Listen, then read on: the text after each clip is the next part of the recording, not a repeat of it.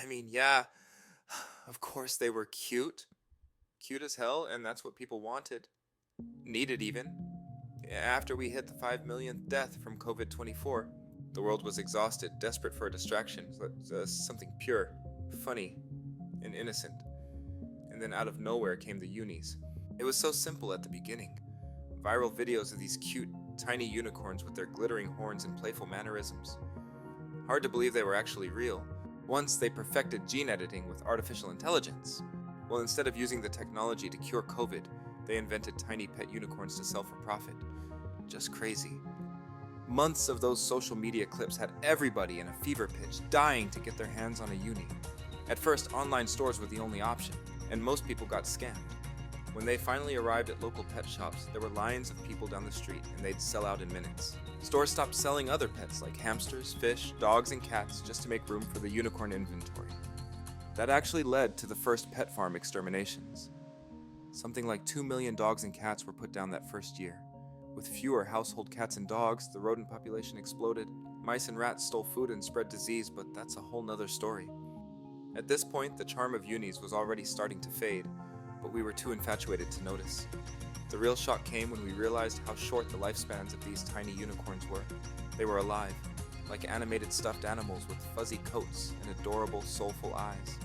They learned faster than dogs, too, and each one had its own quirky personality. You'd bond deeply with them, and then, bam, they'd get sick and die. Some only lasted a few weeks. The lucky ones might make it over a year, just enough time to become part of the family. Then came the report from WHO, the World Health Organization. Everyone thought the recent spike in deaths was from another COVID surge, but no, it was something new.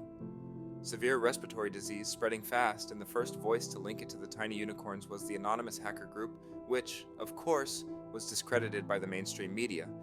Social media blew up with conspiracy theories igniting panic, but it was true. The adorable little unicorns were giving their owners respiratory diseases. Within days of the report, states like New Jersey and California banned homes from owning Unies. Some cities even locked up families in the houses if they owned unicorns, forcing quarantines and mass exterminations. We all thought those drastic measures would stop things from getting worse, but it was too late. The uni craze had revived the economy, driving demand for luxury items made from unicorn horns and hair, and even unicorn milk. Markets came roaring back, but the unicorn bans led to mass abandonments. Animal shelters became as overwhelmed as the hospitals, as the COVID-24 pandemic was compounded by the SARS-24 pandemic. Footage of brutal conditions in overpopulated uni farms leaked, sparking outrage, protests, and an underground unicorn market was born.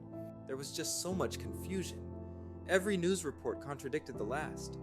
It was chaos. A new kind of chaos that showed how desperate the world was to move on from one crisis by diving headfirst into another. Anything to feel something other than despair. People were exhausted, trapped in a cycle of bad news and isolation from the pandemics. Unis became more than just pets.